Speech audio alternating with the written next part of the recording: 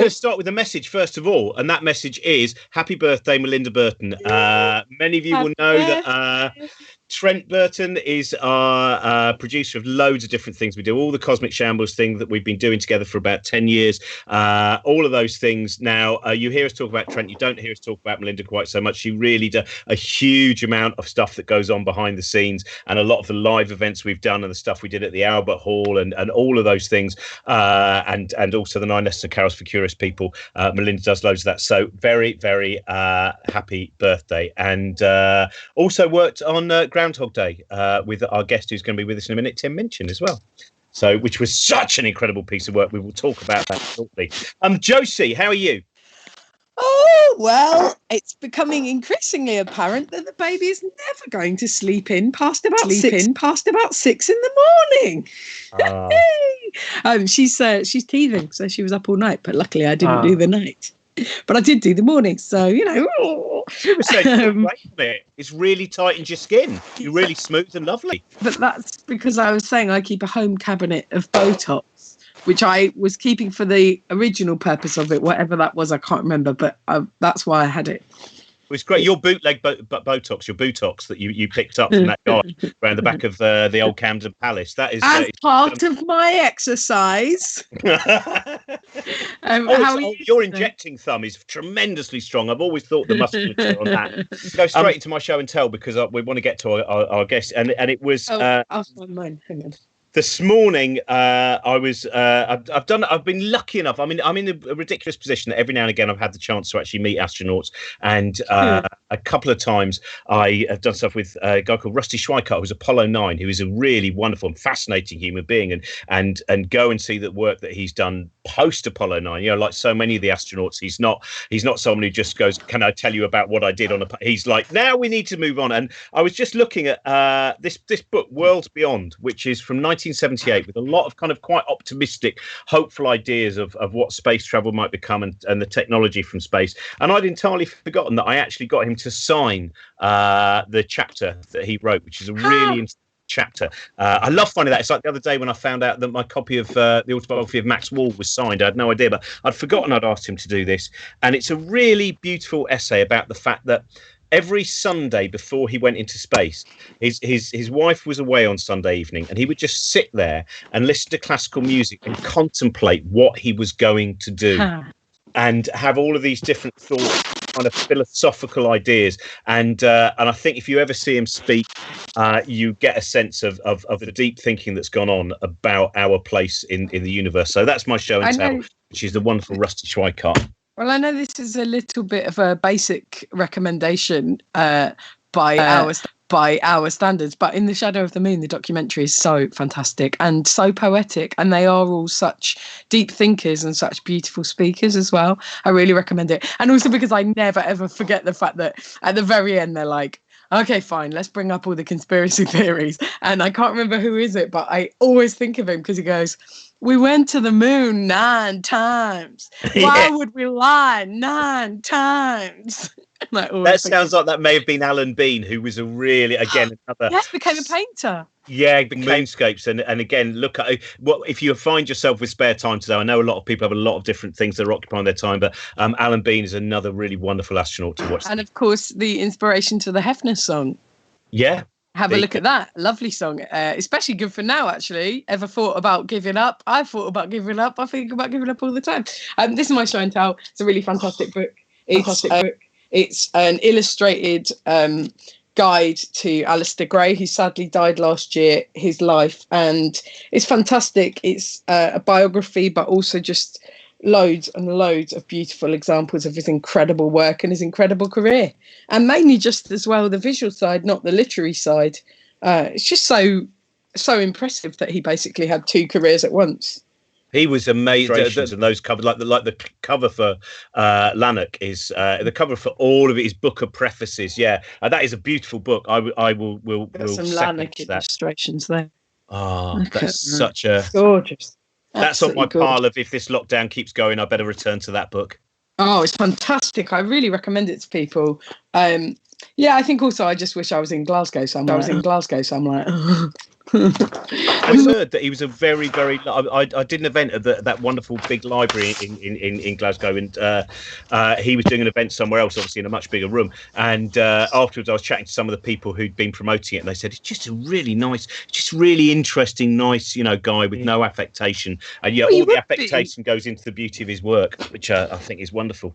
Well, exactly. If you're busy making work the whole time, you don't have time to be a prick, do you? Yeah, that's another one of your classic Botox-based aphorisms. I am going to write all these down and publish them as a bestseller after the crisis. Let's segue straight from this now. Certainly, our first guest is someone who I know has been so busy he hasn't been a prick for quite a while. So, please welcome Tim Minchin. Hello, Tim. How you doing? Hi, you guys. Good. Yeah. It's night time for you then. So when I first asked you about this, you went, "Is it all right if I'm drunk during this?" Yeah, I do. I mean, I find I don't think drinking's cool, kids.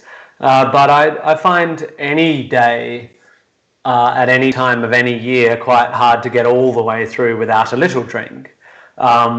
These days are harder. I have had a couple of alcohol-free days in the last few weeks to test myself, but mostly it's an important part of my mental health, I think. That's like me with toffee crisps. Yeah, and Botox. Just one a day. Just one a day. A little squirt over one eye or the other. I put too much Botox in. I can't get the toffee crisp through my mouth. Oh. I was just thinking when you talk about there was a beautiful moment, and I don't know if you remember this, when we did a gig for Simon Singh about libel reform. Yeah. And you did a song at the end of the first half, and I can't. Do you know what? I apologise. I can't remember which song it was. But I was amazed, when you realise the amount of love that people have for a certain performer, because you then watched the rest of the show from the side of the stage, just sat on a chair, but the curtain was behind the curtain, just having a glass of wine. And the next day I saw on a lot of chat rooms about you going, I went to the gig, it's really good. Tim only did one song, but what was amazing was you could see his feet for the whole of the second half. Yeah. And I thought, now this is the point where it could well go. Yeah. And then he started a cult. Yeah. And I touched the feet and I was cured. Yeah. This sounds all good. This all sounds good to me. I wondered about because I think in a lot of your work you have a tremendous sense of optimism about the potential of humanity, but also the skepticism and a fear that there are so many ways that we can also make the wrong decisions. And and I wondered, at the moment where people are in this, for our generation, certainly this is the strangest situation I think that we've experienced. We've not been people who've ever been brought together by war or anything like that. How are you, as you're observing what's going on, what is your current kind of feeling about humanity? Shit. I have to say, I think I'm not feeling great. It's interesting in this situation. It's not a huge change for me because there are periods of my life, like for you guys, Robin, I've been thinking this must just be bliss for you. But there are periods of my life where I sit in my home office in this room nowadays. Now I live in Australia, and just get up every morning and go to my little desk and, wrestle with a song and headbutt some emails and scream at Twitter and then go for a run and go to bed. And I do that for months. So it's not huge for me, except in that as I engage with the news and as I engage with social media, I'm getting a real feel. And I guess I felt a bit slumpy today. It's been a bad day in my little world because George Pell got let off in his second appeal, which means there's a lot of sexual abuse survivors in Australia right now who are feeling really, really terrible. And for no reason, I have no right to feel terrible on their behalf, except that I've been engaged with that community a bit through some satire I've done, and I feel a bit down about that. So maybe that's colouring it. But look, my general sense, one of my great frustrations is that I do believe the world is getting better, and I think the statistics bear that out in terms of poverty and power to women and minority groups and health and disease and war. And I get very, very frustrated that people can't take any solace in that, especially those of us on the left. That I get very, very frustrated that we progressives seem to have as our default position a screaming fury at any injustice and an inability to mitigate that fury with any victories. We just move on to the next thing, and it can be a tiny thing, but our fury will be indistinguishable from a huge thing, you know. And all that's been frustrating me. I've been talking about it in my shows. Britain feels very different to me from what I've read to where Australia is at. There's just something about the British when they're locked in at the end of a long winter that could give you some hope, but the conspiracy theories and the way people are reacting to this virus, the constant screaming from various corners of the internet about, that it's an engineered bio weapon and that it's connected to 5G, and it's just depressing me so much. The volume of stupid, and I mean volume in both senses. I mean the loudness and the mass, the volume of stupid, of stupid's not the right word, of lack of knowledge about this stuff is making me feel really depressed. I will just recommend, just because you mentioned that we did on Sunday, we did a Q&A with a couple of doctors and a couple of professors who are working on COVID-19 now. If anyone wants to, if anyone is finding themselves hitting walls with people who seem to be going down that kind of that route of conspiracy theory, they were really amazing in terms of their understanding. And so just if anyone wants that as well. I'm going to go back. I've been reading two things. One of these things is this book called How Great It Is When We Slow Down. I can't remember what it's called now. It's frustrating.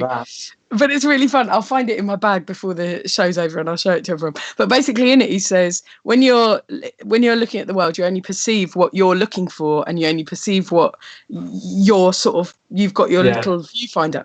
And so if you're feeling that the whole of the left or the whole of the activism is only down to anger and stuff like that, it's only because that is what you're happening to perceive and happening to build up those series of perceptions. And there's a really good quote that Tony Benn used, I don't think he made it up, about how the activism is twin flames of anger but also of hope. And if you want to feel cheered, what I would suggest is something that has cheered me so intensely in the past few weeks is everywhere, every area that I know in London, but I think in the is developing a mutual aid group. And if there's one thing that I know that gives me great pleasure and pride when I think about the left as a team, is the fact that actually people organise and people do local community activism, because quite often, especially in the UK, you find yourself so impotent with rage because of the lack of power and the entrenched privilege and the corruption, but on a local level you can feel incredibly empowered and useful and help your fellow man literally today. So around where I live, there's been lots of flyers saying COVID-19 mutual aid groups, and people put their numbers on. You can join them. I've joined WhatsApp groups. So far, all I do is just be like, thanks for these are great. But that's because I've got a toddler.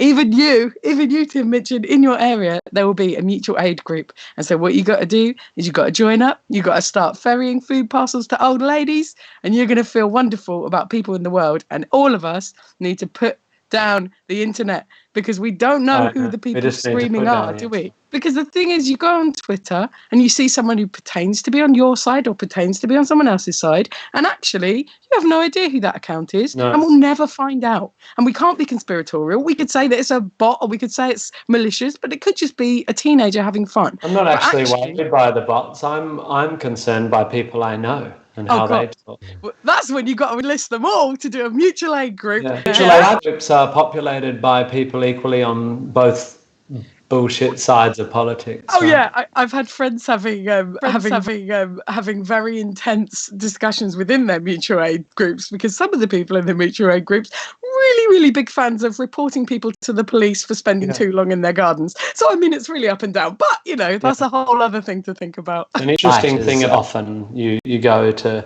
find some, you know, there are plenty of people on the right who believe very, very, very strongly in giving back, because that's part of their philosophy, is we shouldn't pay it all in tax. It should be personal responsibility. Anyway, Robin. I was going to ask for Timpsons is an interesting thing. The key cutting places. If you don't know about Timpsons, they are ensuring that all of their workers are still being full paid. They get it's an incredible thing. Read about they employ a lot of people who are former prisoners as well. They have holiday homes that they're people who work for them are allowed to just go. Okay, you can have that. They are a really interesting model of what you're saying, which is that kind of old-fashioned. What I would say, you know, I would say the kind of conservatism of some of my dad's generation, you know, which is a very, and it's an interest. Again, politics, it shifts so much from time to time, doesn't it? You look back and, you know, things from the 20s that were on one side of the debate are completely different now, and it's fascinating. Because I love performing, but as you know, as you kind of suggested, there are times when I go a little bit mad and I go, I better stop now, and I'm not yet finding. I managed to do. I still end up doing a gig every single week because everyone knew I was available. You didn't stop for anywhere near as long as me for all your talk. No, I was very good at. In fact, you know what I thought was I'd stop for just long enough that I can turn it into a show. Exactly. About me giving up, but Gadsby. I remember when that was great, and I love the fact now she goes, no, I don't think I ever really did mean I was going to give up. No, I think she's like, I said I was going to give up, but then I got massive, so I'm not going to anymore. Turned out it all worked out, and such a great show. But it was that show's incredible. When I interviewed for ages ago, when I interviewed you for the book that I did, and I can't remember whether this bit stayed in, but thinking about performance, you talked about when you were in Jesus Christ Superstar and about the incredible power that suddenly comes from being on stage. We've talked about this with a few performers. Yeah. What they're missing is it's fine for a few weeks, but then you do start to go, my body has not experienced that, because you were talking about the fact that in rehearsals you'd be a little bit out of breath, and it was kind of like you had to climb scaffolding and sing a song. And once the audience were there, you became Super Minchin. Yeah. And how do you feel now at this point? I know you're saying you haven't been, but is there a little bit which now you know you cannot? There is no way you can just go somewhere and play, suddenly set up a gig. Because I have gone months and months and months without gigging, and I think I've done 3 or 4 gigs a year for the last 7 years until last year. I basically retired for the sake of, because of what you're talking about. I made a choice not to get more famous, and I made a choice to have a type of life where I could spend more time with my kids. But more than that, that's the virtuous side of it. The more egotistical side of it is, after Matilda, I thought, I can actually be a part of making stuff that changes culture, you know. If you write a musical that runs for years, or I went on to live in LA and work on an animated film, if you're creating big pieces of art, you think about the movies you saw and the theatre shows you saw when you were a kid. They can change generations of people. And I think my ego, a combination of egolessness and egofulness, made me think this up and down, this kick, this Super Minchin thing is not necessarily the best thing for my personality. And more than anything, I think getting publicly known is unavoidably psychologically damaging to humans. And I saw that in myself, and I thought I'd try and mitigate it a bit for a little while. And so this period of not being able to perform it's fine. My ego, I burn in different ways. I like work out, and I have other ways of creating control and power just with myself. I lock my children in small boxes and only feed them once every 12 hours. Tim Minchin, Schrodinger's children. Yeah, Trying to work right. out which box of it they're in. So they are out of the box. Going back to when you were also talking about that clash between hopefulness and then sometimes we see. I mean, I've found it at the beginning. I was mentioning, some astronauts, and I do find it quite disconcerting the number of people, again, as you say, not on the internet, people you actually meet who are real, who maybe you've known, and they say, I've got to admit that whole landing on the moon thing, God. and it does seem now that there are a lot of people I don't believe 10, 15 years ago would have had that position, who now have just been fed enough information to believe that the most intelligent position on something like landing on the moon is to go, you know what, I don't think a few of those things add up. And that is, I can see that problem there. This guy came into my life this week, and Josie, this is totally, your advice is right. I shouldn't have ever seen him. There's a guy called so hard though. I mean, I don't think I'm saying it from a position of being better. I'm worse. This guy called Tom Bennett. He lives in Byron Bay, and don't go and look it up because you just want to shoot yourself. But he put up a video. He's one of these guys. You can't catch a virus. A virus is a solvent. You can't catch it. But he had this beard and a bald head, and he started his video. It was very Trumpian, going, the reason I need you to know that the reason I have the authority to say this is because I have an IQ of 130. The last time I did an IQ test, the testers asked me for a special interview to find out if I had cheated. I've studied science and medicine, like, he's like, and I just despair. And someone I love was sort of listening to him, and like a family member. And I don't know, Josie. Is it the conspiracy theory thing? I have read stuff that says it's not getting worse. We're just much more aware of it now. There were always conspiracy theories, but now we see them. But I feel like we have slipped, and I blame us, the progressives. I was educated in the 90s at a liberal arts college in Australia, and I was basically taught to be a postmodernist, to believe that science is a patriarchal construct, and I think we played our part. I think the arts and postmodernism and post-postmodernism have played their part in deconstructing the idea of facts, and then came the internet and kicked down the last foundations of anyone being able to claim that there were objective truths. And I am just dying. I spend my whole life shouting, you're allowed to be an artist and a scientist, and I just feel... and you guys do too. But what I would say quite stridently is you did not invent YouTube and then deliberately not police it because the most extreme videos made you the most money. And, I think we can point that there are things in society at the moment that really, really would have quite doable fixes if the people who were taking all of the profit out of them were prepared to just reinvest just a portion of that profit. These are memes in the proper Dawkinsian sense of memes. These shit ideas survive because they are extreme, and they survive because they're extreme because people get endorphin rushes from extremity, and they get excited when they think, oh, I know something. When I went to school, they looked down at me because I didn't want to listen, but that's because I had other ideas. And now I've seen this video and I realized that those people who taught me stuff at school were all fools and sheeple, and now I'm special and I know something that you don't know. And it's not, I do agree, we could have, I'd be interested in hearing you speak on this actually, Josie, because I think we might need more fascism. I think no, that's not the answer. We might need more control because the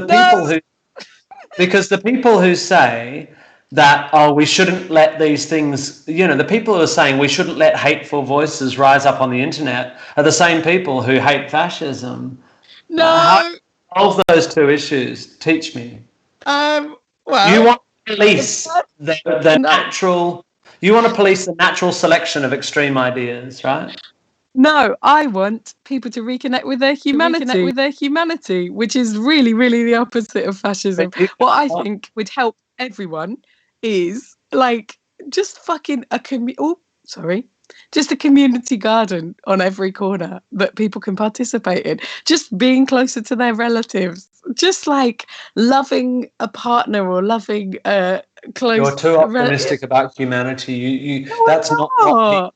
That's not what rises up. What rises up is novelty.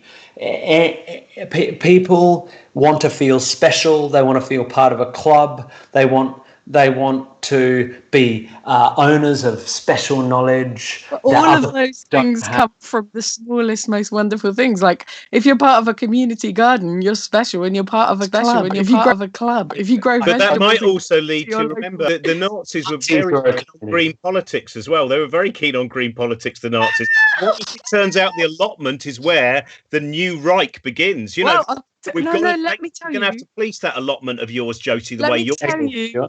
An incredible fact about allotments that my friend, who is a really great journalist, who I recommend to you, Tim, his name's Adam Ramsey, and he runs a site called Open Democracy, which is such a fantastic site and does such good investigative journalism. And he told me that basically at 100 years ago, when they brought in allotments, they initially said that everyone in the United Kingdom would be allowed a plot with which to grow vegetables, but that was too powerful, because if everyone, even the poorest person in the country, had their own plot of land to grow vegetables, suddenly people aren't immiserated in poverty anymore, because they can feed themselves to some extent and subsist and trade with each other, and they're not as tied into the appalling kind of structures of capitalism at that time. And so they had to water it right down and be like, oh, no, just a couple of allotments over there, that'll be fine. Do you think that was someone's deliberate malevolent intent? Having power? Yeah, I mean, that literally was what they did. It's not a conspiracy. It's literally what happened. They realised that what would happen is that it would mean that people weren't as dependent on... I think there's no need for conspiracy theories, because if you find out just the truth of what money and power is like, you go, oh, that will do me. We've often talked about this, Rob. That's what conspiracy theorists say they're doing.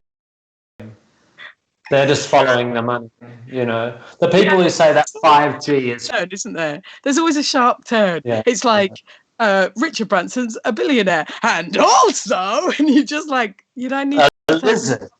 guys. Yeah. There's no... I think also there's a thing... If anyone saw, there was a clip from Fox News last night. At the moment... We are seeing more of the news media actually turning to experts, something we don't often see. People who really are.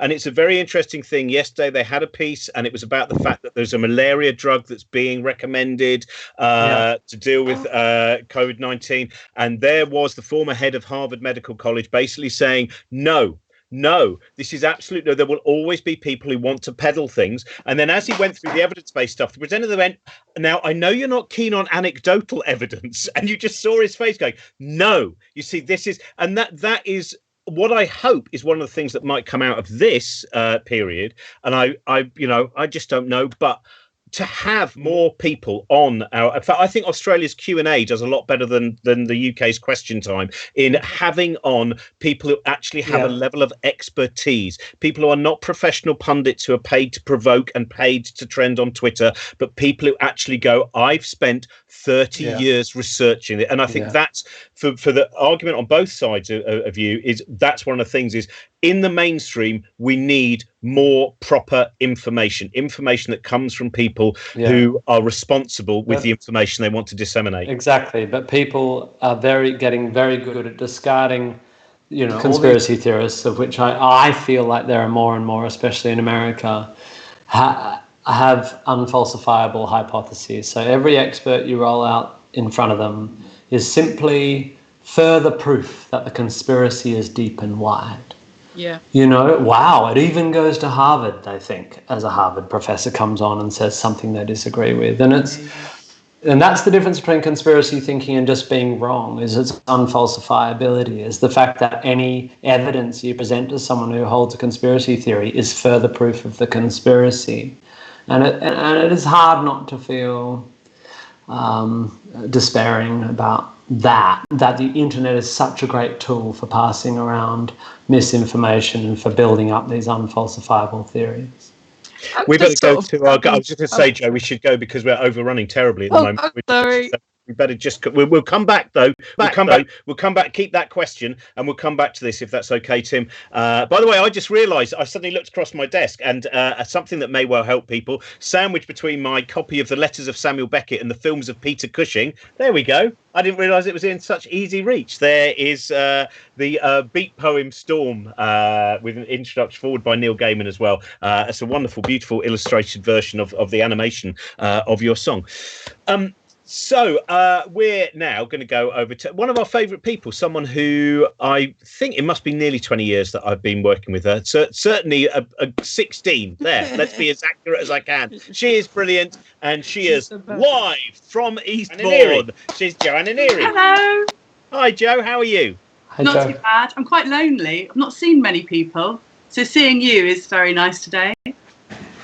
Well, that's what we're trying to create. We're basically trying to create that we are now all leaning on a Skype-based virtual garden fence in a musical sketch. That's what's going on. Your first day sound check was so beautiful. Right at the start of all this, seeing you, Josie, just the two of you, and Trent, wasn't it? The three of you. Oh, it was so reassuring to know other people were out there. Oh, how are you finding? Because I know you're having to. It's school holidays now, so it's homeschool holidays. But before that, you were homeschooling as well. So how did you find that transfer of doing that? I thought I'd be amazing at homeschooling because I did teacher training in 2005, and actually the reality of teaching is very different to the dream of it, the vision of it. Of all the children hang on to every word. I taught art, and I also taught drama in English and textiles, because that's the way it works. When you get a subject, they give you other subjects that are connected to it. And I remember one little boy said to me, why do I need to learn to draw a face? That's not going to get me a job. And I've been thinking about it for like 15 years, what I could have said to him about how everything in his life has been designed by someone. His football shirt, his logo on his pencil case, everything has been made by an artist, you know. And I was very earnest about teaching, but then having to teach Arlo has been horrendous. Teaching your own kids is... You should know this. You should know this in reception. Why have you got no pride in your work? Why is it so messy? Why have you got an ink blot? Okay, let's just leave the room. I'm going to let you do it on your own. Just really. And then he thought I'd gone off him. And I got the puppet to be the teacher, which was really good fun, because then the teacher didn't know anything. And my son was able to correct the teacher. And that was a much more fun way of learning. But then the teacher is from South Park, isn't that the teacher in South Park has a puppet? The one who ends up having an affair with Richard Dawkins, I think. I remember in that particular episode. Yeah, but the puppet saved the day. The horrible pirate who farts all the time. Anything, but at least you have a laugh. Blame it on the pirate. Classic. Jo, now we're trying to work out how we're going to segue into this in a classic daytime style. So now, Jo, I believe that it's not just you isolating around your house with your son. You've got a couple of friends there, haven't you? And I wonder if we could meet them. Okay. Thanks very much, Daytime. I'm so lonely. I just go and put another hat on and become someone else. Let me go and see if I've got anyone over here. Anyone over here? I really don't think I should go on to the television. Fine. Hi, guys. Oh, wrong voice. Hello. Hello, everyone. I'm Celia, and I wanted to show you my special little show and tell. Is that all right? Oh, yes, please. Can I do my show and tell now? Yes, please. Okay. I've been keeping a diary because I think it's going to be of incredible import. And I'm going to quickly read 7 days of Celia. Here we go. Tuesday. My husband Fred has taken up ukulele. Wednesday. Thursday. Did a yoga class on YouTube, but it's very hard to see the screen when you're upside down. Friday. I've always fancied homeschooling. I fancy myself as a bit of a primary school teacher, which I know is silly. I'd like to imagine myself in a starched blouse and a long skirt with a piece of chalk, pointing at a blackboard and banging on about how long it takes to get to Edinburgh on a train. Saturday, knocked up a pie and 24 scones. We had quite a lot of food and supplies in from the time that Fred made me startled and I was doing an online shop and accidentally ordered 2,000 tins of tomatoes which are under the stairs. Sunday, Sunday. Locked in confinement, Fred and I have noticed each other's little idiosyncrasies much more keenly of late, and so we've had to agree on some compromises. I thought I'd share them with you in case it helps you in your relationship. Fred only smokes in the garden with his pipe, and I have to keep the volume down when I listen to the Archers. Fred puts the recycling out every other Tuesday, and I do all the cooking. Fred remembers to put the toilet seat down, and I don't talk to any men. Finally, this is from yesterday. Watched an online video of Russian Cossack dancers. They were an incredible mixture of army-like exercise, military precision with sword fighting, and breakdancing all at once. They have incredibly muscular thighs. Came and lay down. I'm now learning Russian on Duolingo. Yeah, it was all right. It was fun. I just feel like a weird 8-year-old performing for her nana. So good. That's what we've always been, Jo. Every single one of us on this screen. We've never stopped being the weird 8-year-old performing for a nana, wearing our dad's shoes to pretend that we're clowns. So thank you for indulging me with my silly writing. It's a joy. It's an absolute joy. But Jo, I believe there's you're sharing your house with some other people as well. All right. Make me do Bjork. Anyway, okay, that's fine. Good. No, I wondered if you had I wasn't certain whether you had another character you were going to do or not. I hadn't planned one. Brilliant. That's absolutely fine.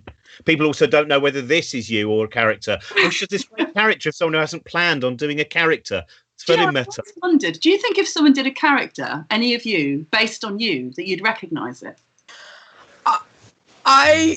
I think it's probably already been the case, and I pity the poor fool who that's based on. You've thought. Tim, do you reckon we've got enough insight to recognise ourselves? Like in that, you know what I mean? I'm always very shocked if anyone does any sort of impersonation of me that they think that's what I sound like. Oh yeah. And I'm usually quite pleased because in my head I'm like one of these people and I'm a bit much. But when people do me, they're like, yeah, I'm Tim Minchin. And I'm like, oh, cool, I'm a stoner. That's much cooler than I've ever been. Well, I think also because quite often the bit of the voice that is used, because of course there's so many different people who do impersonations of Brian Cox, and I've quite often done when we've done shows together, and he'll kind of he'll go, you've made me too camp, I'm not, and there's various and then you see another lots of different people find the different idiosyncratic thing they cling onto, each one caricatures.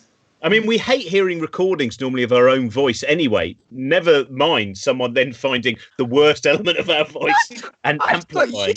Voice. I am so at ease with my voice. Like, I just find from stand-up, you just heard it so much. I'm like, it doesn't do anything to me. It's just there. You listen to your shows back, Josie, don't you? I remember doing that in the early days. I could never do that. But I only do it because that's the only way, because I write on stage. It's the only way I can sort of learn it. Yeah, I remember what you did. Yeah. So I think I've just got, my voice is fine. My face is an entire other thing. My face is like, that's not my face, but my voice is fine. I love that thing you once said. You're on stage, you forget people can't just see your eyes. It's true, isn't it? You could just see this, see this. And then I had this realisation because I was wearing this really old fleece and I'd written on it in biro, comfort over style. And I was just wearing like fleece and pajamas, and someone came up to me and they were like, wow, where's your jumper from? I'd pay £100 for that. And I was like, please take it. Yeah. I was going to say, when you create comedy characters, it's really nice to base them on real people, because like you say, Tim, people are doing a laid back stoner voice, and actually after you've had a glass of wine and it's the middle of the night there, you do seem quite laid back a little bit. But we are so much more, aren't we, than one side of ourselves. We have days when we feel more womanly and more manly or more assertive and everything like that. And so that's why I like to base my characters on real people, because I've never got that character comedy where you go, I'm a hairdresser and I'm really stupid. What's your name? Do you know? They're so much more surprising than fiction, aren't they? So that's such a cliche. I find that even just I think that's absolutely true, and it's why you can spot in a film or in a TV show writers who have tried to write authentically about based on their observation of the world, and the other writers who I think are in the majority who have based their writing on how previous films have been written. You know, so there's this sort of all those books ongoing regress from reality that happens as each writer bases their writing on a character they loved in a show. Whereas I have this battle when I'm writing scripts where someone will go, well, that's inconsistent, that character should say that. And you're like, yeah, have you ever met a person? There was a fashion for desperately changeable.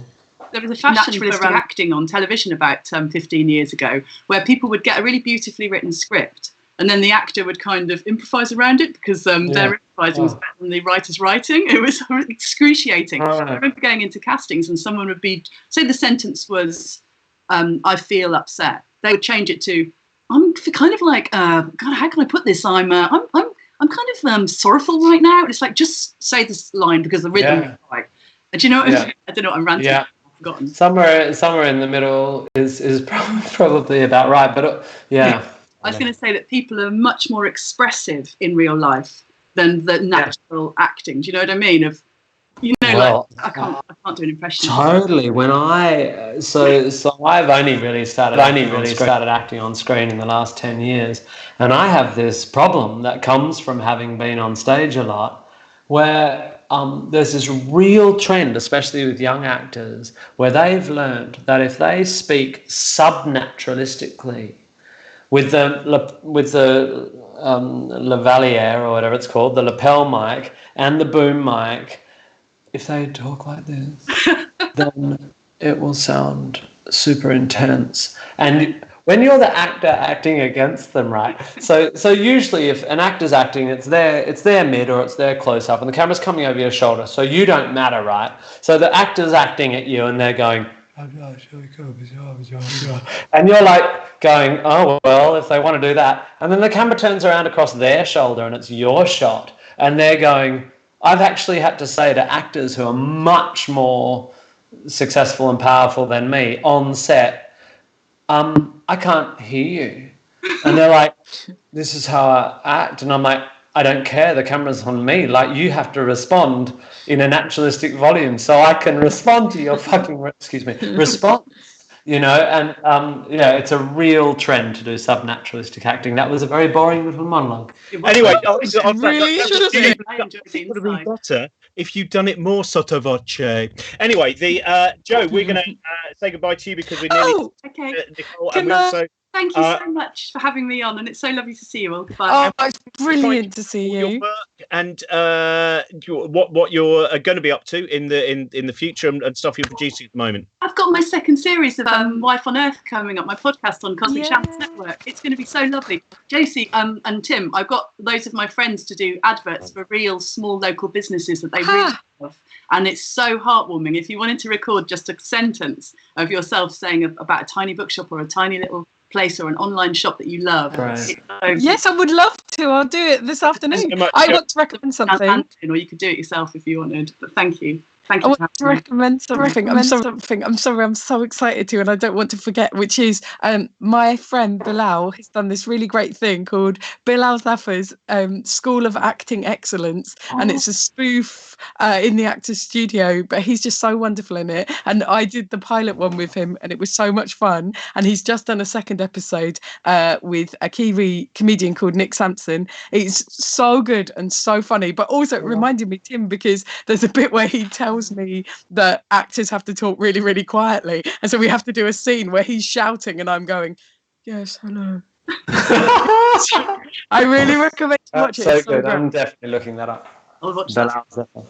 Thank you very much, Jo. And also, just quickly mention Jo, who's down in Eastbourne, that whenever I go down do a gig, one of my favourite bookshops is Camilla's, and Camilla's bookshop, an incredible secondhand bookshop. And recently they were set fire to by someone, and there is a fund at the moment online to try and make sure that they can manage to kind of rebuild the shop and stuff like that. It's a beautiful shop run by people who really love books, Camilla's bookshop. So have a look at that. Thank you very much, Joanna Neary. I look forward to seeing you at your gig again soon. Bye, Tim. Bye, Josie. Bye, Robin. Bye. Bye, darling. Tim, we just have a few questions before we go to Nicole, who's an incredible singer, and this is the first. This is a lot of people have been wondering this, and I hear it a lot. Which is Groundhog Day was an incredible piece of work. Are we going to see it again? Is it going to be? Because I heard rumours there was going to be a UK tour at some point. Is that possible? Or... Look, I mean, I'd be very surprised if it doesn't come back around. It's really complicated, and I can get very boring about it. But it's just hard to find a theatre. It was a very complex, technically and in every way, complex piece of work. And it went to Broadway and didn't work on Broadway, which is just the gamble of Broadway, and lots of reasons for that. But it costs millions and millions and millions of dollars to go to Broadway, and so when it doesn't work, you lose that amount, and everyone runs away from the production. So the theatre owners in London have been reticent because blah blah blah. So I love Groundhog Day. I'm very proud of it, and I'm over the couple of years of kind of fury that it didn't. For various reasons. But I feel quite sanguine about it. It'll come back. It'll be in London. It's just a pity it can't be soon. And everything's up in the air. I mean, it's certainly nothing can be soon. Yeah, pretty good perspective. If it really does, all your little moans about the intricacies of your career get put starkly into perspective by the imminent collapse of the entire entertainment industry, don't they? Well, that's a perfect time to quickly mention that we are the tip jar that is at the bottom of this screen is we're making a fund for some of the artists and creative people and singers, etc., who are finding themselves basically with no work whatsoever, and stuff now has been entirely capped. I mean, I've now I'm in an okay position. Right? I'm in a fortunate position. There's other things that I can do, but looking at what's going on is we're seeing as far as September cancellations, loads. The gigs are gone, and we're also trying to make sure that the fund has enough money for some of the smaller art centres and the kind of social hubs in places to try and also help finance them and keep them going. So that was. I was looking at my diary yesterday, and I was just like, "It's all lies. It's all gone." It was really weird. Oh, can I say, Tim, I'm very proud of you for obviously using this spare time to construct a homemade guillotine that I can see behind you in your study. I'm proud of you. That's a very thoughtful thing for the future. I just think it's a good time to take the heads off some capitalist swine. You know. We've got one final question for the live questions, which is just, can you recommend a good wine? Have you tried Sam Neill's wine, by the way? Sam Neill, who always seems like the most lovely of seems like a nice man. And I know that he makes it. He's got a red wine. He makes the Pinot, and I have made quite a. He and I have online clashes because of my outspoken loathing of Pinot. But his vineyard his winery is called Two Paddocks, and they make a beautiful Kiwi Pinot, and I actually really enjoy his Pinot. But I am a big peppery, dry earth Shiraz man, and so it's I mean, look, you go for whatever you will, but I drink exclusively big bogan wines. Tim, thank you so much for coming on today, and we won't. Everyone knows where they can, find your work and see your work. Oh yeah, there'll be stuff on the internet in the next few days that I've made. I hope you like it. I've just reached across from. I'm always plugging other people's stuff, so I'm going to plug the book that I wrote, which has an interview with you. I love it. There we go. I'm going to. I always feel embarrassed, but there we go. That's the level of narcissism I've reached after 3 weeks of lockdown. You're all right. So there we are. I'm a joke. You're all right, Robin. You're all right. It was a delight to interview for because I know that was during a bad time as well. And Josie, I'll see you tomorrow. Thanks, Tim. Thank you so much. Have a lovely evening. Bye. Josie, what's the rest of the day for you? It is. Have you found all the rice that was left over from yesterday's play? Do you know, yesterday I did a really big sweep of all the hard floors, and it was really felt very nourishing to do so. The rest of my day is hopefully Johnny is taking my baby out soon so she can have her walk. I'm going to try and do some work, which usually means staring into the middle distance in panic. And then when she wakes up, I'm going to do something. Yesterday we did a crafts activity. It's so hard to keep thinking of new activities. Well, see what you can do with some of that spare Botox you were talking about before. Just what you could do with your face to make it more fun. Thank you so much, everyone, for watching. As we mentioned before, there's the tip jar at the bottom as well, where we're creating a fund for other artists and venues as well. And we're now going to go to someone who I first saw with Blueswater, an incredible group who do so much stuff just about the history of the blues, some of the great, sometimes forgotten legends of the blues. That's up in Edinburgh Fringe, well, normally every year, but not this year. So hello, Nicole. How are you doing? Nicole Smit. How are you? Thanks for having me. Oh, thanks so much for doing it. Hi. Hello. Now, who have you, in terms of your choices of songs today, why have you chosen the songs that you've chosen today? I've chosen songs I've written myself because I can't have any musicians with me, and I'm just on my own in the flat. So I've had to relearn kind of really old songs when I started writing before I met any of the Blueswater guys. And then one new song that I wrote just last month or so. There's been a lot of time at home, so fiddling a bit. And I'm not trained on anything, so we'll see how it goes. Brilliant. Well, let's. That's what I love, though. It's been very beautiful seeing musicians just singing straight down the lens, basically, at people, and I think it brings people a lot of joy as well. So, thank you very much. Please welcome to her living room and your living room or attic room or wherever you may be. All right. Thanks. Okay, I'll just get onto it.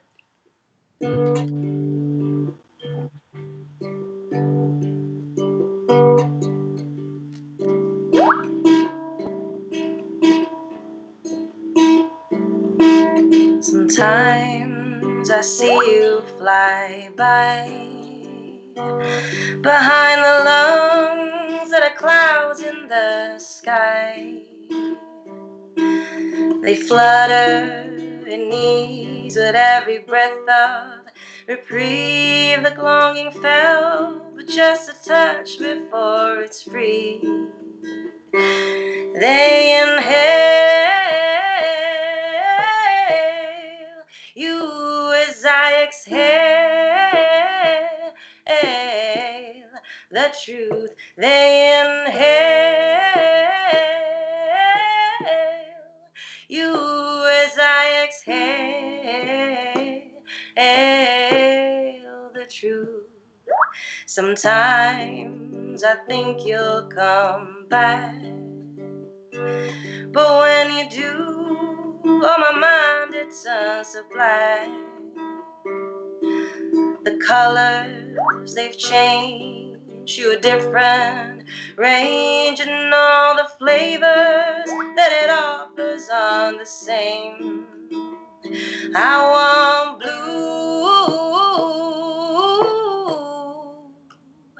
and that's not you. I want blue, and that's not you.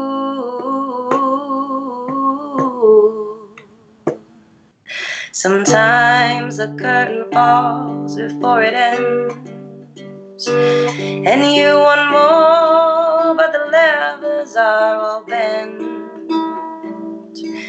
Inside the room turns white to softly gray, as your reflection slowly fades away.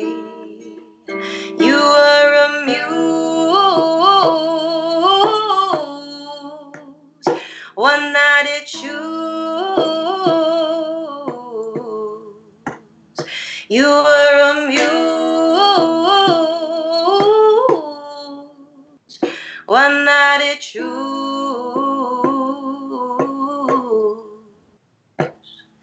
Sometimes I see you fly by.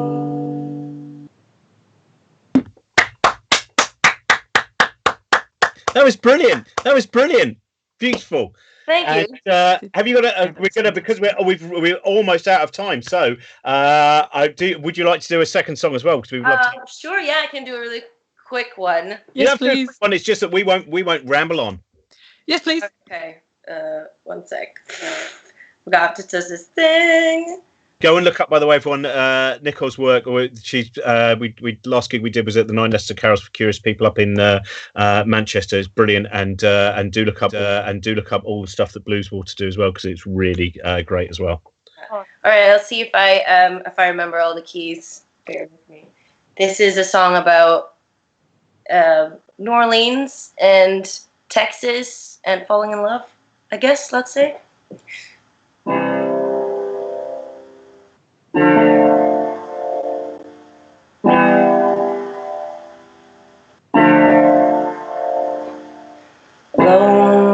Lone Star, naughty in me, a lone star, that's what you gave to me. And I'll play with this gift that you gave me, with the glee of a girl first in love. And we can paint the town blue, share a beer dans la rue, sneak along the avenue and chase the gators round the bayou. Lone Star, be bad with me. Let's take over the big easy. I'll feed you all that you need, and you'll play with this gift that I gave you, with the glee of a boy first in love. And we can paint the town blue, share a beer dans la rue, sneak along the avenues and chase the gators round the bayou. Lone Star, be bad with me. Let's be all that naughty little stars, and I'll give you all that you need. All right. Thank you so much, Nicole. That was you. wonderful. Beautiful. And as I said, find out about Nicole's work, Jo Neary's work, and Tim's work. Tomorrow we have, amongst others, Joshua Idahan, who's an amazing poet. You might also know from Benin Citizen as well, and Martin Rossiter, who has produced beautiful solo music, and in the 90s was also the frontman of Gene. And also we have Matt Parker, stand-up mathematician, and Lucy Green talking about astronomy and the nature of the universe. So we will do the big, the small, and the in-between tomorrow. Thanks for watching. Bye-bye. Thank you so much.